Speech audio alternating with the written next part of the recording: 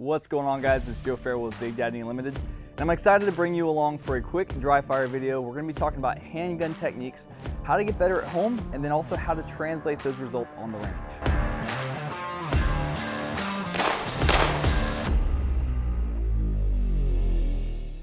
So I often get the question of why do you do dry fire? Now it comes down to three things for me. The first one is to be able to learn proper manipulation and just get comfortable with the gun. And that applies to every gun that I use, whether it's rifle, pistol, or shotgun. Even in my concealed carry versus my competition rigs, each one has a different feel to it. The second thing is to make sure that I'm locking in proper techniques through the repetitions and making sure I get those repetitions for free without having to go to the range and spend a bunch of money on ammo.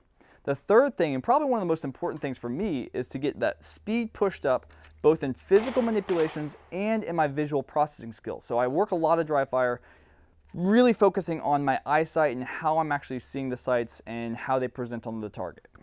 All right, so the most important part of dry firing is making sure that it's actually dry. And I know this seems silly to say, but it's really important that you check and double check everything in your room. So for instance, today I'm working with a pistol. We're gonna make sure the pistol's clear, my magazine is clear, and I actually double check it 2 or 3 times before I start doing my dry fire techniques. So as we can see, the pistol's clear, the magazine's clear. We're gonna go ahead and slide forward, put the magazine in, and we're gonna work from the holster today. Now I'm working from underneath the hoodie, and I have an undershirt under here. I'm working from the appendix position. Now I like carrying from appendix, but that's just a personal preference. Regardless of where you carry or how you carry, you wanna make sure that you're putting in the work, getting the repetitions to make sure that you're comfortable with your gear. So the first part of a concealed draw is making sure that we get the garment, whatever's covering your gun, out of the way. First part of that is making sure that I get a good grip on this, and whether you grab up here, down here, or you hook the bottom of it, doesn't really matter. There's multiple techniques to make sure that you're able to get that completely clear from the gun. So if we're working from, say, a hands at surrender position, somewhere in here, I want to make sure that I'm getting a good grip on this, I'm getting a good handful of that hoodie, and I'm getting it up out of the way of the gun. From here, I want to make sure I'm shooting that hand down, and one of the most important parts of this is I keep my thumb, my strong hand thumb, up. So I don't want to dig in behind the gun, I want to keep it up here. That allows me to get a good grip on the gun. Now, one of the important parts of this too is making sure that your gear is appropriate for the gun that you're using. I don't encourage you to buy a one-size-fits-all holster. I want you to get something that's designed for your gun and is going to give you good retention as well as a clean draw. One of the things I look for in a holster is making sure the gun is up out of the pants high enough so that you're able to get a good grip on the gun and you're not having to dig way down into it. So as I clear that garment, keeping my thumb up, I shoot my hand down, I get a good grip on the grip of the gun. And as I present, I want to go ahead and release the garment and build my support hand grip and bring it up in front of my eyes. Now, as we do that, we want to really start to establish the natural point of aim as the gun's coming up to our eyes. And what natural point of aim is basically that invisible ball in space where the gun has to stop so the sights are lined up with my eyeball. So the goal with establishing a good natural point of aim is to make sure that when we present the gun, we're not having to make any corrections to the orientation of the sights to our eyeball. So when I present this, I want to have the gun come up and just basically stop right in front of my eye and have it lined up already to where I don't have to make any adjustments up, down, left, or right.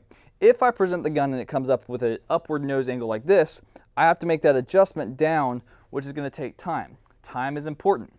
If it's off to one side or the other, that's going to start to throw your shots really consistently one way or the other, which is always going to be a problem. So as we present that gun up, we want to have it stop exactly where we want it to, right in front of our eyeballs. One of the ways that I do this in dry fire is I will actually close my eyes and I'll present the gun and make sure the sights are lined up. I'm not too worried about where it's lined up on the target, but I want to make sure the relationship between the front sight, rear sight, or the red dot and my eyeball is consistent every single time. What that looks like is I'll close my eyes, I'll go ahead and do a draw, I'll open my eyes, and I can actually see my red dot is perfectly in the center of the screen, and my front sight and rear sight are both lined up. So when I close my eyes and I open, everything is as it should be. If you do that and you have, for instance, the nose up, you need to make that correction to where you line everything up, log that correction, and then start doing the repetitions to make it so that that is second nature and you don't have to think about actually fixing that during the process of the draw. Now, one thing I see all the time in dry fire videos is people coming up and as they draw, they go ahead and press the trigger through on that first shot and they're just smashing a dead trigger. One thing that I like to do in my own dry fire is work on focusing on getting to the prep point of the trigger.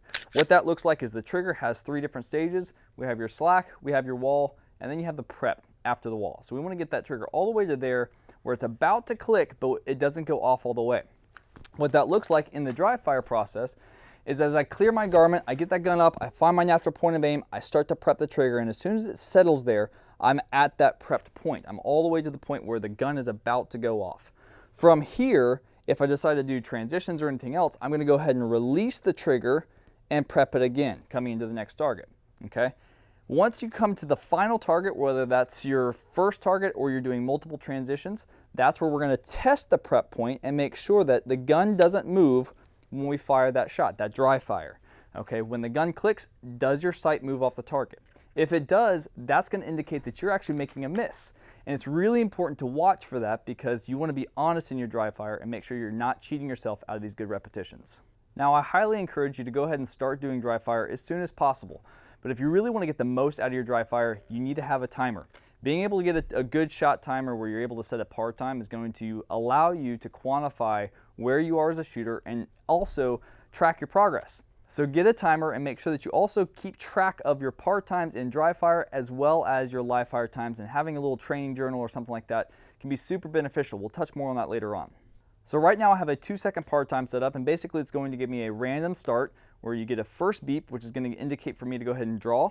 And then it's going to give me a second beep once that 2 seconds is expired. My goal is to get the garment clear, the gun out of the holster and up on the target, fully prepped within that 2 seconds. And then I can go ahead and take that little shot to make sure that I'm not moving the sights off the target. Okay, so let's go ahead and give that a shot. 2-second par time and see what we can come up with. Stand by. All right, so that was well within the 2 seconds. Let's do it one more time just for consistency's sake here. All right. Also, I want to check that while I'm actually going through the process to make sure that my fundamentals are good, I'm not doing a whole lot of extra movement, my draw stroke is clean, and I'm actually getting everything done properly through the good techniques that we've talked about before. Now the next drill I'm going to do is just work on transitions a little bit. I'm going to show you how I work that trigger effectively to make sure that I'm getting a good prep on each target that I transition to. In this case, I'm going to use the 2 outside green circles. I'm going to go ahead and do my draw, but I've changed the time point to a 2.5 second draw, or a 2.5 second par time. From here, I'm going to try to get up, get a good prep on that first circle, go ahead and release the trigger and prep it again as I come onto the second one, and make sure I can get that under 2.5 seconds while doing all the good fundamentals of a transition. All right, let's give that a shot. Stand by. All right, so that was good. I was able to get good prep on the first circle, go ahead and transition to the second circle with the prep coming into that target. Let's do that one more time, and this time I'm going to go ahead and take the shot, the dry fire shot, on that second circle. Stand by. There we go. So that was well within the 2.5 seconds. Now, from here, we're able to either drop the time down if we're feeling comfortable there. That's where we're going to be able to start pushing our own skill set, pushing our vision, and making sure that we're still getting those good manipulations. And then we can take it out to the range and see how that translates onto the range. That's what we're going to do now. All right, so now that we've gotten a chance to test our dry fire skills at home with a par time, we want to come out here to the range and actually put it to the test with live fire. Now, there's a couple of things that I'm looking for. Number one is that we don't want to sacrifice accuracy. So if we're doing something in our dry fire that is moving the sights off target while we're pressing that trigger, we're going to see it here in the live fire in your grouping. The second thing is we don't want to change the technique that we're using in our dry fire to live fire. We want to make sure that we're actually applying the same things that we're practicing in dry fire on the range. And then the third thing is I want to see if I can maintain the same speed requirements that I had set up in my dry fire. So we were doing a 1.5 second draw on this A zone target here, and we're about 4 yards from it. So that's where I was in the dry fire session. I'm going to try to maintain that in the live fire session. It's always a good thing if you can maintain the same target size so you're able to kind of see where you stack up in dry fire versus live fire. This situation, I've got my Legion target set up here, and this is a great tool to use because you can use it at home for dry fire, you can use it on the range for live fire, and it's got a lot of different options for target sizes. So the first thing we're gonna do is we're just gonna go ahead and come up on this left A zone. I'm gonna try to focus on making sure that I do my same technique, the same draw and everything properly in live fire that we practice in dry fire. So range is going hot.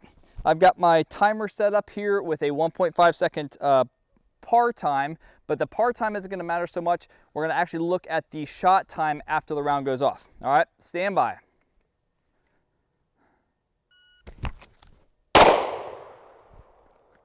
All right, so that was going to be a 1.45. 1.45, so that's well within the 1.5 second part time that we were working with earlier. I have a good center punch hit. We're going to try that again just to confirm it. Stand by. And that one's going to be a 1.47. So 2 in a row. That one, again, right in the middle of the A zone. So I'm really happy with that.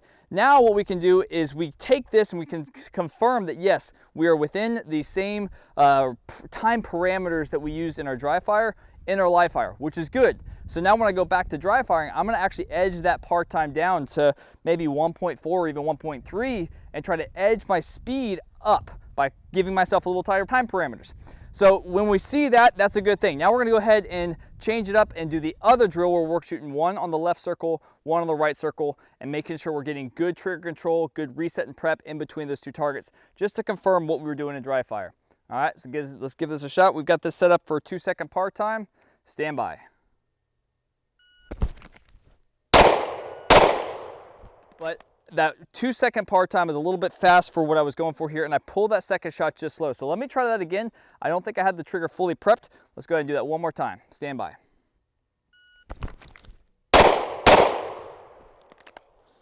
All right, so that was a 1.94 second run, which is right there at the 2 second part time that we were looking for. But I got that last shot right on the edge. Now, I'm pretty sure it breaks the line, but it's still not as good as I want it to be. So we're gonna try to get the accuracy cleaned up a little bit while maintaining that time standard. All right, let's try this one more time. Stand by.